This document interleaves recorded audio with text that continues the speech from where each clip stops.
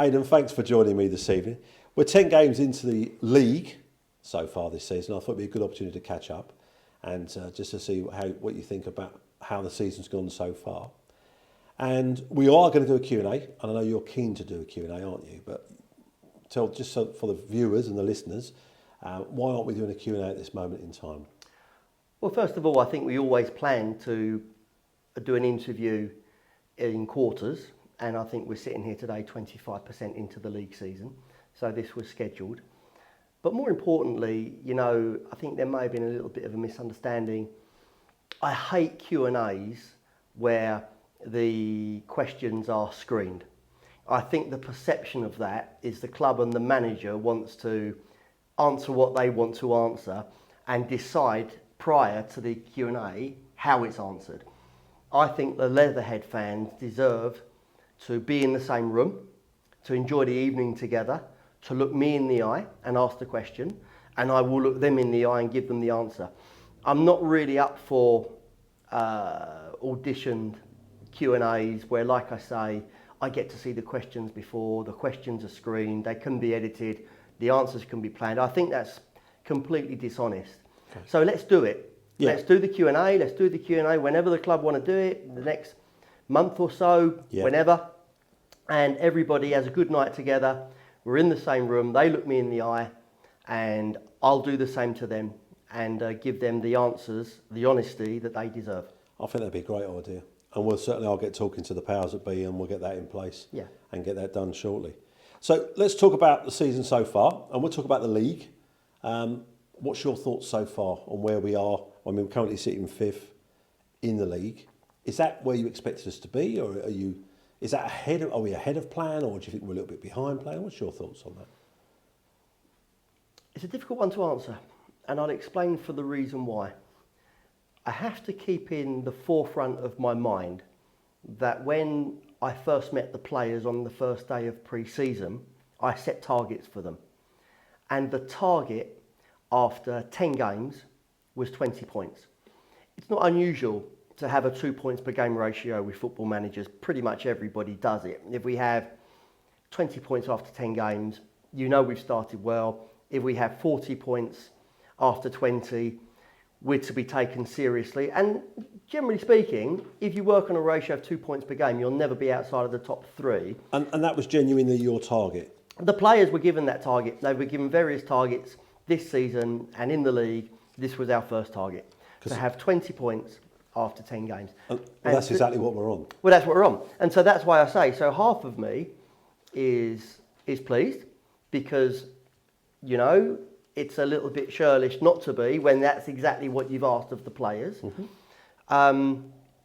And like I say, if you look through the league seasons, if you have 20 points, if you get, 2 points per game across a league campaign, you're very rarely outside the top 2 or 3. And the clubs that improve upon that are the clubs that pretty much win the league or become a very close second. Now, in answering to your question, what I didn't expect was to see 4 other teams with a better points ratio than 2 points per game. Right. So now we're in a fight. Now we're in a very competitive league. Rains Park, Chertsey, Marlow, Southall, they have done exceptionally well. And if you look at any other division throughout non-league football, I doubt whether there's any other league that have got 5 teams with a 2 points per game ratio. And I think you can throw Bagshot Lee into that as well, who are actually below us. So in answer to your question, I'm happy that the first target has been achieved. How happy am I with the team? I'd give them a 6 out of 10 at the moment, I think. I think some of the things are very good. Some of the things are work in progress. And a lot of the things that we need to improve upon. So collectively, I would answer it by saying we now know how difficult the competition is. We know that we have to improve. And we know that, albeit having 2 points per game and 5th in the league, and maybe even 6th by the time this video comes out, because there's teams playing tonight, it's a great position to be in, knowing that there is a big ambition and a necessity to improve. So I'm relaxed about it, but I would be lying if I said I'm sitting here jumping through hoops because I'm not, and nor are the players. Okay, and thank you for your honesty, because that's exactly what the fans want to hear. Just looking at the league table, for Badshot Lee, they are 2 points behind us, and they've got a game in hand.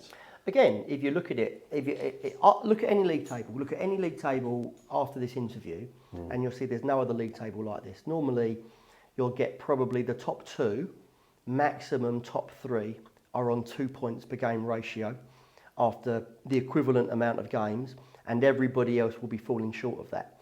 So, listen, you've got to give credit to these clubs.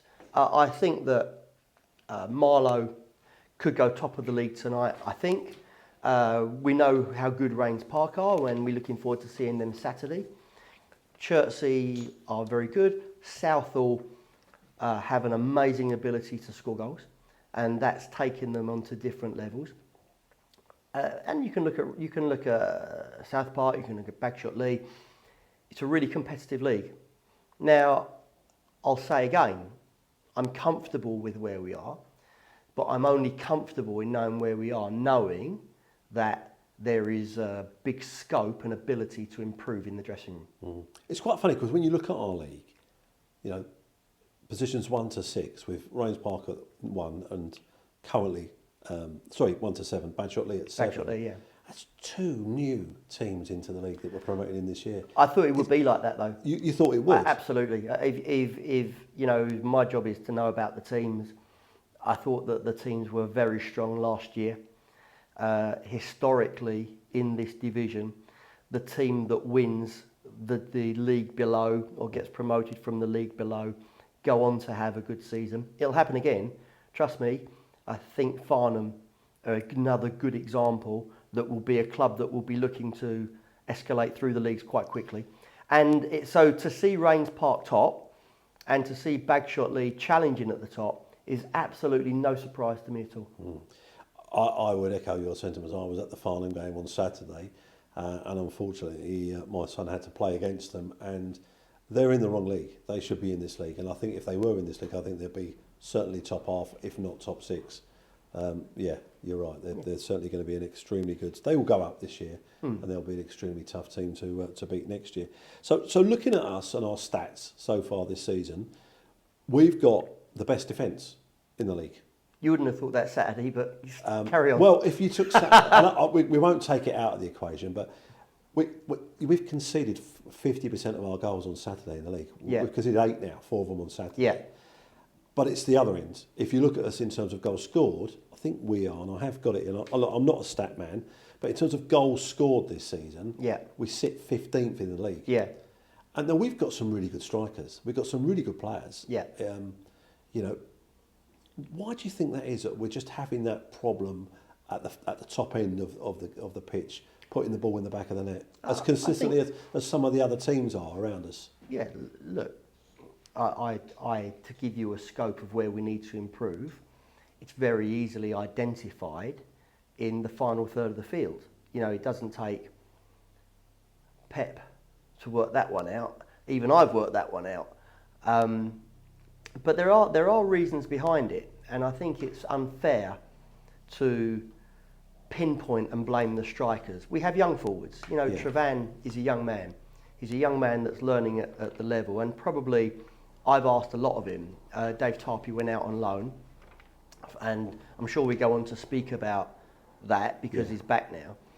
It's not something that we planned for when we were building the squad. We couldn't because the fixture list dictated David's loan.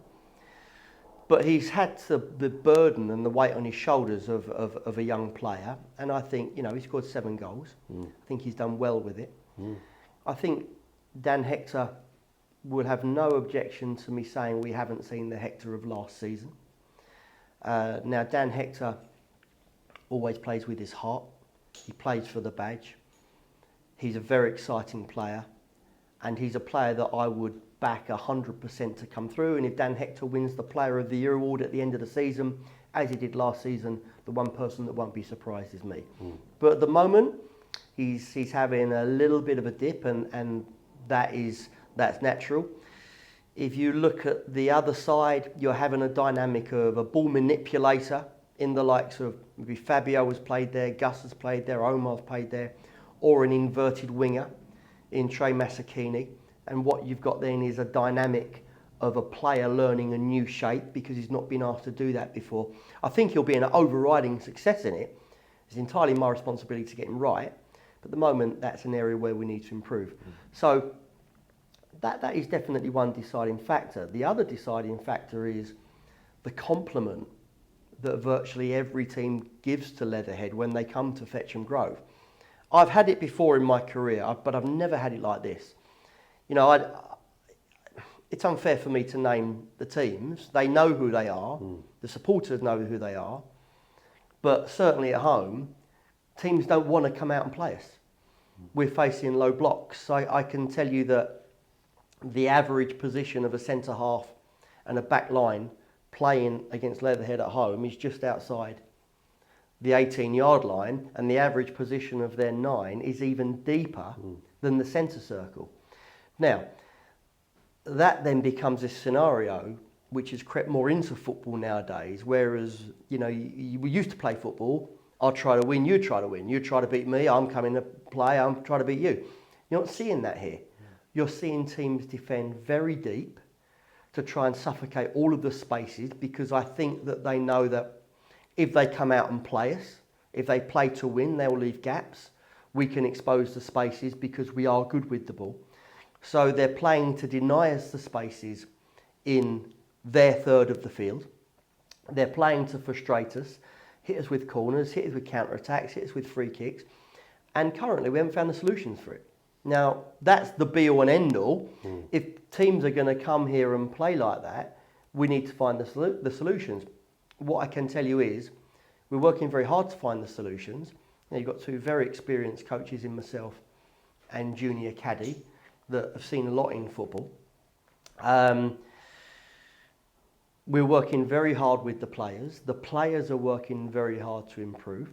And of course, we've changed the dynamic of the forward line only recently.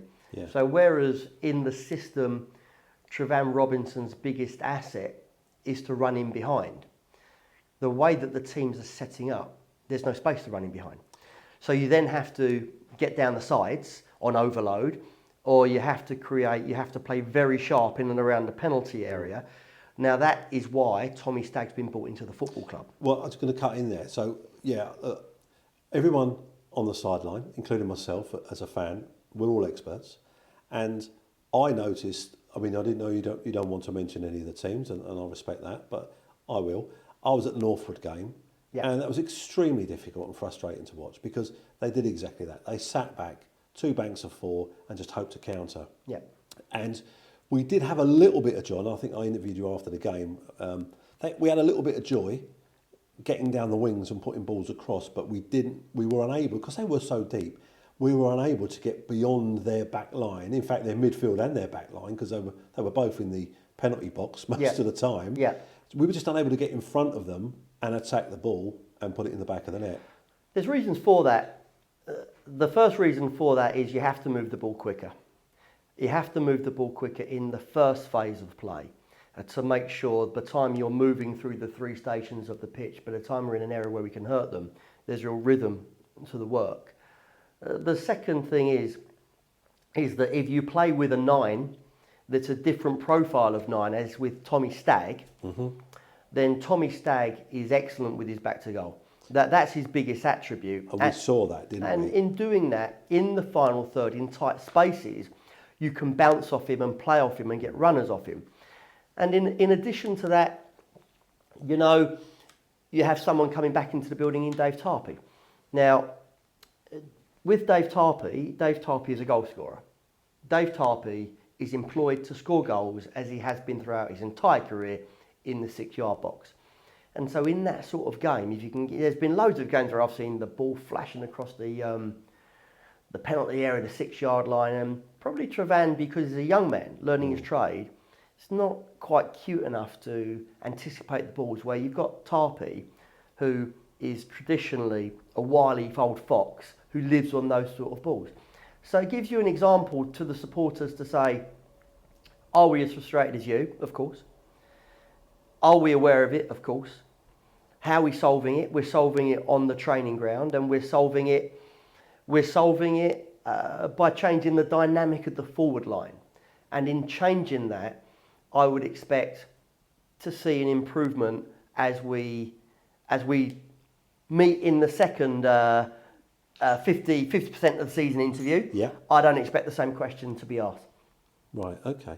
You mentioned Tommy Stagg. I thought he looked really good against Abbey Rangers, and you're right, he did exactly like he was dropping deep and picking up the ball with his back to goal and laying it off, spinning and going, which was really nice to see. What is the situation with him and his time here? Has he signed for us? Is it a loan? Yeah. Just to go back quickly, there is one other point that we should make, sorry, then I'll move on to Tommy. Okay, yeah, of course. You do have to give the opponents a little bit of credit in this. Because, normally when you play teams and they want to set up in this way, it's very, very hard to concentrate and to keep that level of organisation and to give credit to the clubs that have done it.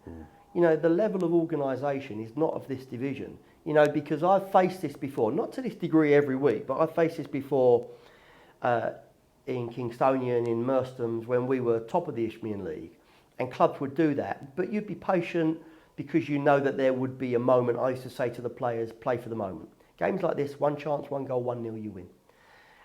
But these teams have been resolute. Now, what I would say to that is, the key to these games is always the first 25 minutes, half an hour. Because if Leatherhead score in the first 25 minutes, their game plan's gone up the wall. So then they have to come out. Unless they are, happy to lose 1-0 or they're still going to be stubborn and hopefully nick a goal, then the reality is if we're 1-0 up in the first half, they've got to come out and try to score. Thatcham did. Thatcham was exactly the same. Thatcham had a low block. They tried to frustrate us. We got the first goal. They had to then come out. We won 5-0. When we played the other teams, we didn't get that goal. And the problem is that the longer the game goes on, the opponent's confidence to come to Leatherhead and win the game may be there because they know it's a tough fixture.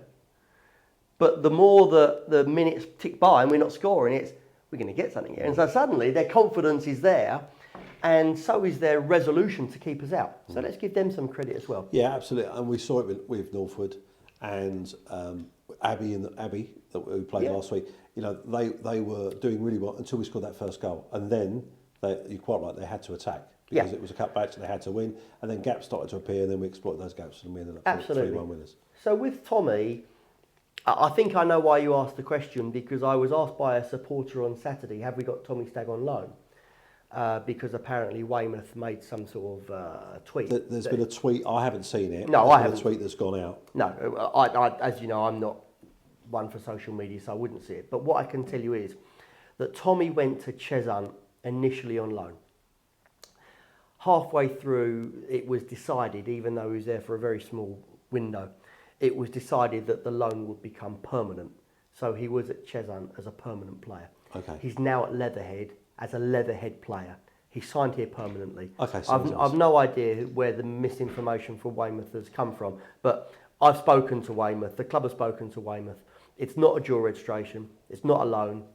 His registration has cancelled with the FA, with the Vanarama League and the Football Association, and he's 100% a Leatherhead player. Good news. Thank you. You're welcome. Players in our squad this season, have any of them sort of played and surprised you and been above your expectations so far? Well, I think Trevan started really well. We knew it would be a dynamic of Trevan and Dave up top. And early on, I thought he was nothing short of sensational. And that's why, with confidence, we said, OK, we'll reluctantly let Dave go out on loan. So I think he's done very well. I'm always reluctant to speak individually of players, but if I was to speak of 1 or 2 players, I think that Ollie Cook has been phenomenal. I think he has done exactly what I thought he would do. And, when you look at the defensive record, and I think before Saturday, and by all means we'll talk about Saturday, I'm sure, but before Saturday, in 9 games, I think we'd only conceded 4 goals. Yeah. I think that's right. That doesn't happen without Cookie. No. Cookie has brought his qualities as a person, as a leader, and as a player to Leatherhead, and that has been hugely impressive. So I've been really pleased with Ollie.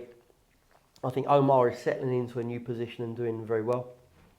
Tyler Cox, I'm absolutely delighted with. I think he's a player again that has adapted to a new idea, a new environment. You know, the guy signed for Leatherhead, he ended up moving to Leatherhead. Oh, right. And you don't get much more commitment than that, do you?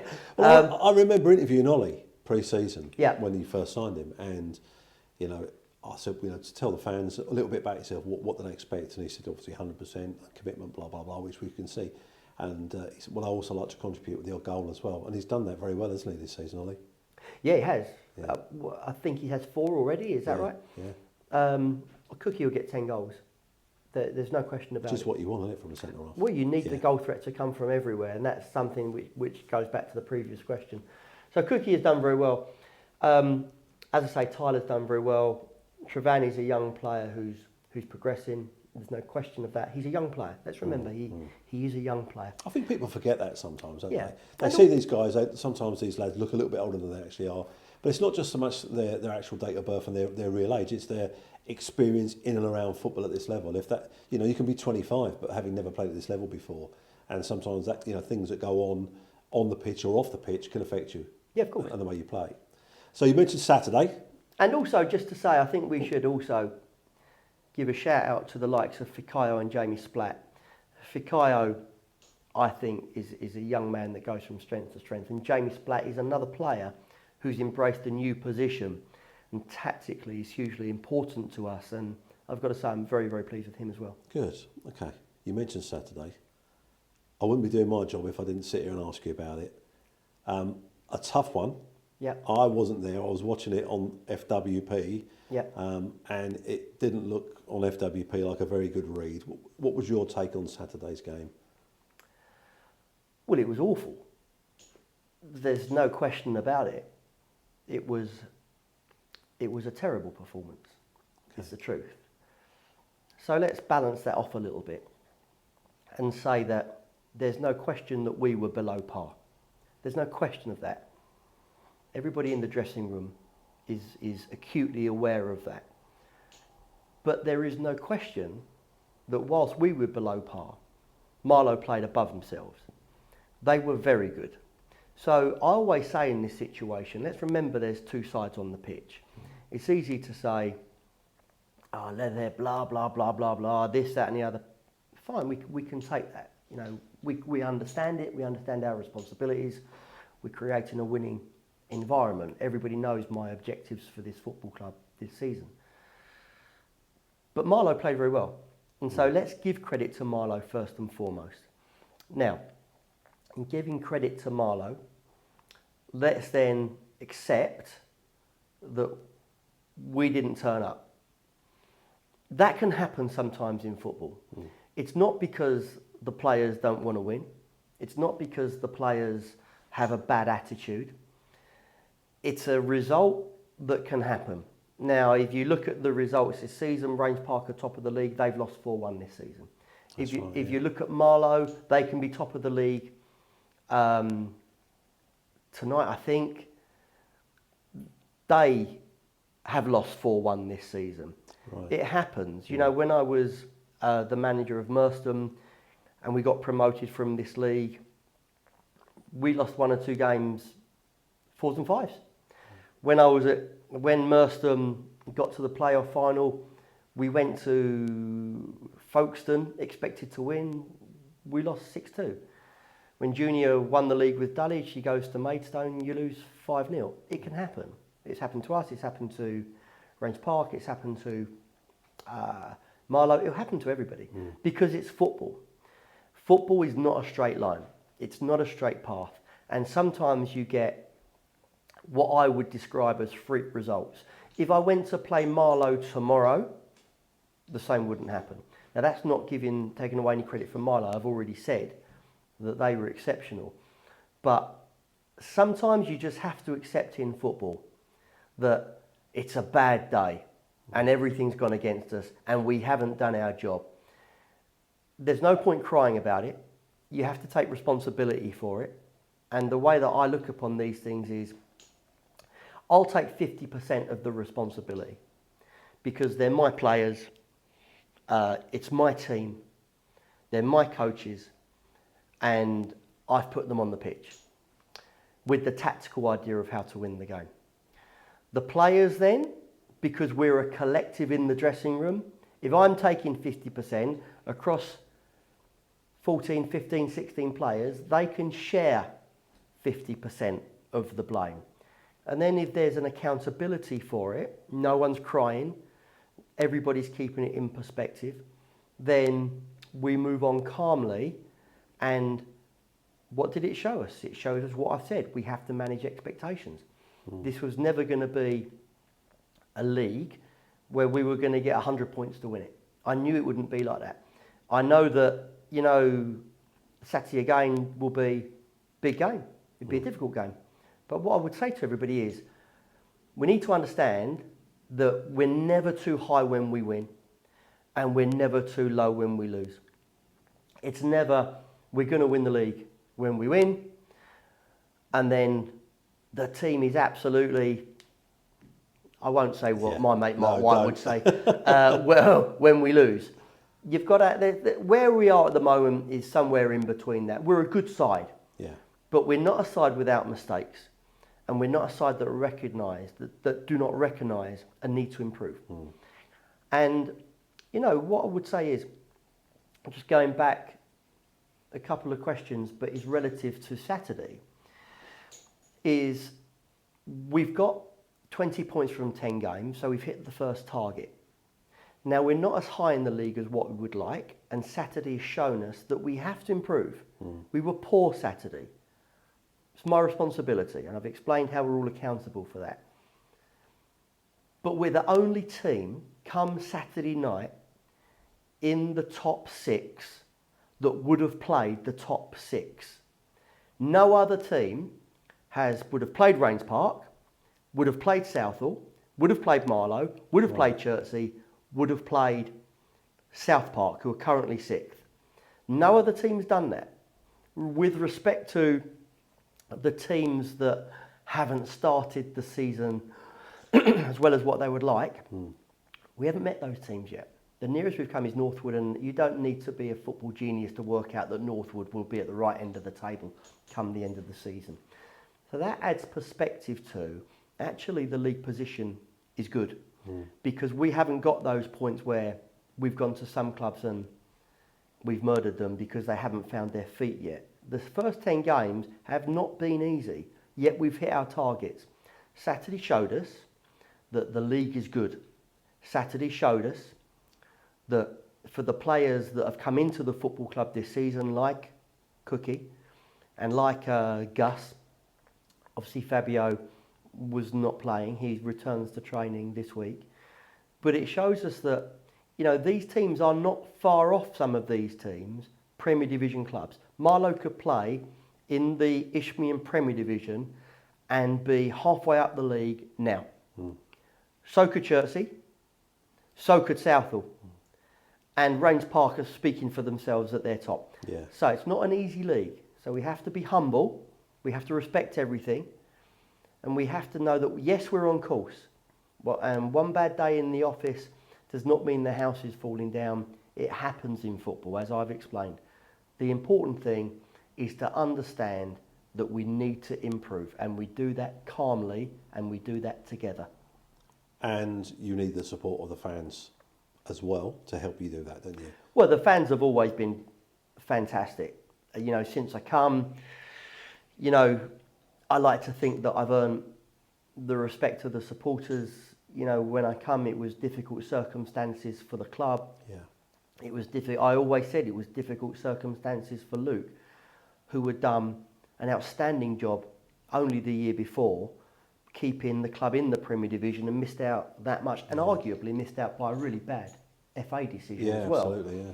So the circumstances were a little bit difficult, but we settled the ship, and we were second from bottom, and I think 2 points off the bottom when I arrived, and we just missed the playoff. So the foundations have been really, really met and achieved. And the fans were brilliant in that. You know, I remember particularly when we beat Merstham 2-1 and how the place was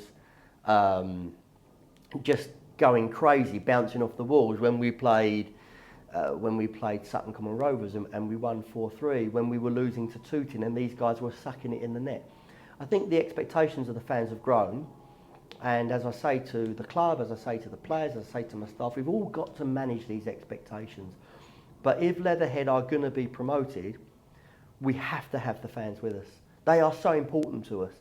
The players in the difficult moments need the supporters. And, you know, I'm the same. When I go to Chelsea, everybody knows I love Chelsea. I'm a Chelsea fan. When I've been to Stamford Bridge numerous of times when teams have played for a draw, and it's hugely frustrating and not a very good game because one team's not trying to come out and win. But you know, if you look at all the big clubs, they have fans that really get behind the team in that situation. They put the frustrations to one side and they're really vocal and suck the ball in the net. I know these fans will do that for us. They've done it before. And I know that as quickly as Saturday, if we're in a difficult moment Saturday, then these fans will be, unlike some other fans in non-league football, these fans will be together and they'll help the team through it by cheering them on even more. And I think if we turn this place into a fortress, that will help the players enormously, and that will certainly help our team and our club realise our ambitions. That's all right. Sorry. That's all right. It's quite all right. So, I mean, that really is it from me. What a good note to finish on. So the message there is quite clear for all the Leatherhead faithful fans is let's get down here Saturday. Let's get down here in our numbers. Let's get singing behind the goals and cheering on us and really encouraging. It's going to be a tough game, isn't it? We know it's going to be a tough game against Rains Park. But it's ever so more important now that these fans show just how good they are and keep supporting the lads. It'll be a hugely difficult game. We know that because, you know, Rains Park for the last 15 months or so, all they've done is won. Yeah. They've won their league. They're top of this league. They've started really well. And that mentality is the best mentality in football. I doubt very much that Rains Park will come here and, to use the football proverb, park the bus. I think they'll come here to try to win. So it's great. I think it's going to have two good sides, two teams with the same ambitions. We'll be looking to respond. They'll be looking to kick on. And I think the fans could make the difference if they create that fortress, if they make it difficult for the opponent and they really get behind our players. These small margins are really important in football. And so, yeah, come along. Let's see whether we can hit 400 on Saturday. It's a top of the table clash. Let's see the team, of which I include myself in, immediately make amends for the brilliant people that come to support us all the way up at Marlow. And let's see whether we can get the smile back on everybody's faces come Saturday night. I'm sure we will. Even if not Saturday, very shortly after, I think we will. So, brilliant stuff. Hayden, listen, thank you for this catch-up. I know you've got a busy night ahead of you tonight with the players. So, thank you. And good luck Saturday. I won't be here, but I'll be watching on FWP. Thank you. Yeah, and I'll catch up with you shortly. All right. Thanks very much. You're Appreciate welcome. your time. Thanks, Cheers, mate.